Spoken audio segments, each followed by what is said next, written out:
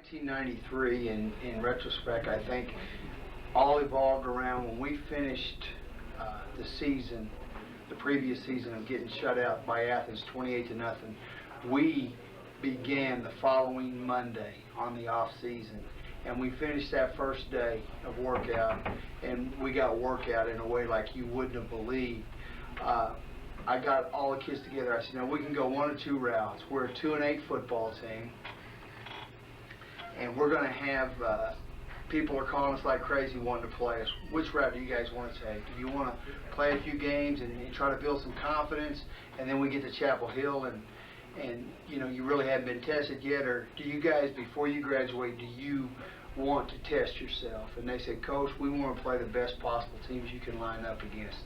So we changed the schedule to Henderson, Carthage, Kilgore, Hallsville, Pine Tree, all 4A teams, all solid 4A teams, with, of course, Henderson, Carthage, and Kilgore being a little bit of cut above the rest of the teams in East Texas. So they challenged themselves by wanting to at least play the best. Now, deep down inside, I knew we could beat them. I just didn't know when it was going to happen. And we played against Henderson and just got humiliated 28-0. And then we come back to Carthage, we lose 30-7, but it was 14-7 for 2.5 quarters. And you could see us inching closer. And we beat Hallsville 10-8, and they missed a last-second field goal that would have beaten us. And we won that game, and you could kind of feel them to begin to believe a little bit. And then we just annihilated Pine Tree just to have our hat handed back to us against Kilgore. Kilgore game we got beat the first time was 28-7, and we really felt like we were better than 21 points less than them. And Kenny Kennedy, I'll never forget it, got on the bus after that Kilgore game, and he said, "Everybody be at practice Saturday morning. Nobody be late for the films. We're going to beat Chapel Hill."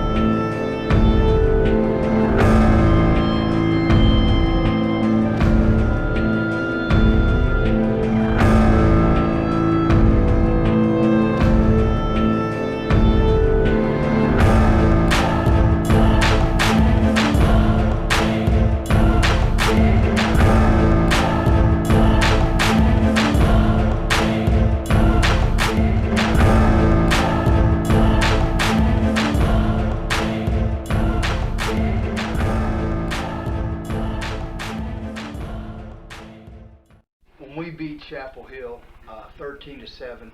They had the ball first and goal at the 6-inch line. I mean, it was first down and goal. They had Tremaine Mack, who's now going to play for the University of Miami, and we just had a bunch of guys that you could just feel it in their heart. They'd worked so hard. They had the win right there, just only to get it swept away from us. And on first down, we stuffed them, so it's second and goal, and Richard Mosley stunts through A-gap and hits Tremaine Mack for a 5-yard loss. And I believe that was third down. Third down and 5 now. And we stop them again. It's fourth down and 5, and they throw an inerrant pass in the end zone, and you would have thought we just won the state championship. But we had finally beaten one of the big three. You know, there's the upper echelon of East Texas is certainly Chapel Hill and Henderson, Carthage, Kilgore, you know, Athens, etc. And beating them, we begin to believe in each other. You know, it's like, wow, it all paid off. And then we come back the next week against Athens and lose 17-14, and just a great high school football game. You know.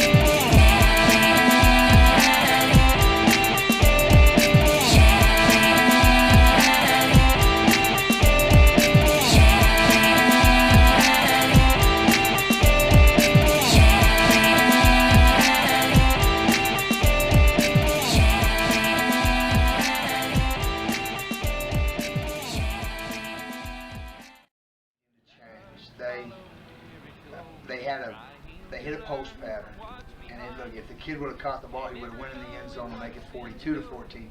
But he dropped the ball, and they punted to us, and then it just all bedlam broke loose. Everything we could possibly do went right. Randy began to click, Kenny began to click. Every time they got the ball on offense, Stacy Cummings and Darren Baxter, they just annihilated them. And they would fumble the ball, we would get it and score. And having not beaten Corsicana, I believe, in 19 years, to come back and beat them 38-35, we then really felt like we were something special. You know, we really knew that we were a playoff caliber team. And we go on through and beat White House.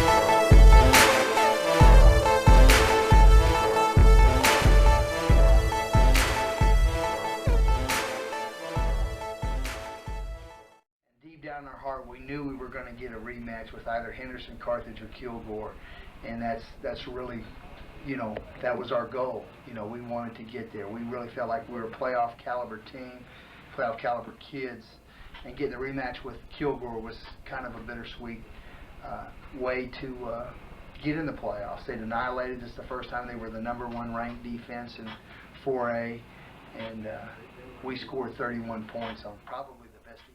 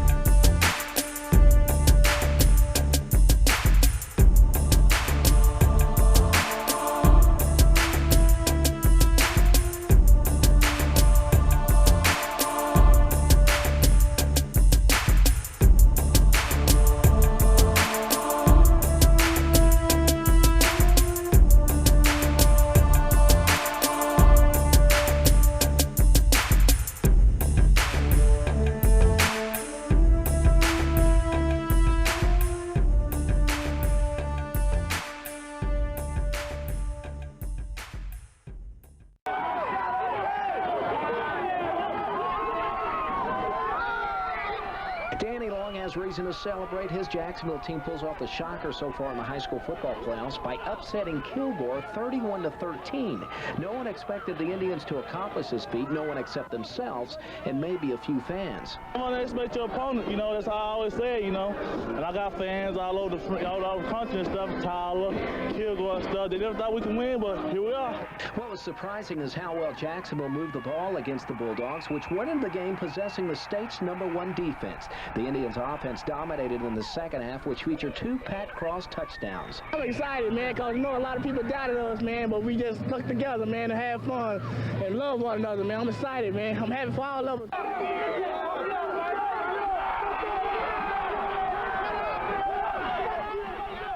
I tell you, I'm just overwhelmed. Jacksonville, Texas is the best kept secret in the state of Texas. It's a great town. Great, look at them fans, great kids. It may surprise everybody else, but it certainly doesn't surprise me. Jacksonville hopes the celebration continues through next week as they move on to round 2 against Waxahachie. In Tyler, Jim Knox, Region 56. The Indians pound the #1 defensive unit in Class 4A, rack up 31 points, and for their efforts, they are our team of the week. Blake Olson has more. It was a win that backed up what some Jacksonville fans already knew. Head coach Danny Long can turn a football team around. It's just amazing to go from 2-8 one season to by-district champs the next season. It's great. With a 31-13 upset over Kilgore last Friday, the Indians have moved into the second round of the 4A playoffs. Pretty good for a squad that's 7-4 and going for 8 wins on the year. Defensively, we were just real physical, and our intensity level never let down. You know, we were intense for the entire 48 minutes, and enthusiasm lasts just about as long as somebody hits you. Intensity, it lasts as long as you are tough, and we played tough for 48 minutes. All week, you know, it's been kind of building up, and I thought we could beat them, and I wasn't real surprised, you know, when we beat them. I knew we could. We've been down for a while, and we still haven't gained no respect, but we're going to get our respect. That's the last thing we do. Danny Long has his tribe believing these days, believing that they can win, and also believing that they can upset the best team in the state this Saturday night. Waxahachie, that's going to be a tough game. Can you handle it? Yeah, we can. I think we can beat them. We can beat them. Well, just got to get mentally prepared for it, and then it's just there. It's all together. We just got to stick together. Big crowds and big games are really nothing new anymore. This is what you have it right here in your heart. You know, that's what we all. You know, Coach Long taught us that during our season, to have it right there in your heart. And if you have it in your heart, you'll be a pretty good player. In Jacksonville, Blake Olson, East Texas Sports.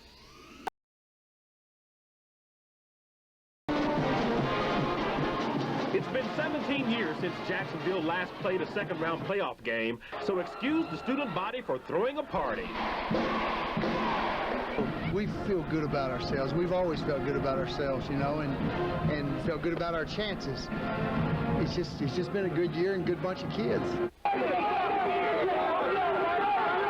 The Indians beat the state's top-ranked defense, shocking Kilgore. Now they must beat the state's top-ranked team, Waxahachie. Can you even spell Waxahachie? Ah, man, wax, man. W-A-X, man, wax, man. That's all we need to know. As the Indians wax them, the tribe, you know. The fans haven't seen Jacksonville beat a #1 ranked team since 1974. That's why the team from 18 seasons ago is back. We faced the #1 team back in 1974, and we came out all right. And I guarantee you, with the way you guys performed this year, I have a lot of confidence in you, and I know you're going to come out all right. And I wish the whole Coach Long would come over here, because we've got a sneak preview of the Sunday paper, and I would like for him to open it up and hold it to you guys. All right.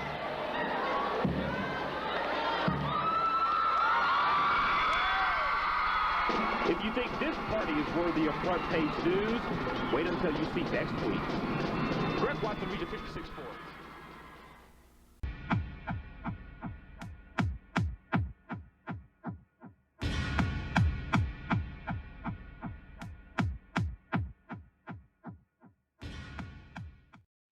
We had our shot at the #1 team, Waxahachie, and we played our cards, and they were a better football team than us. We're proud of everything that 1993 meant, but good's not enough anymore. And we build on where we left off. We don't know that we're going to be a playoff team next year, but we do know that when you line up to beat the Indians, that we're going to have to play better than a good football team, because our standards, good is not enough anymore.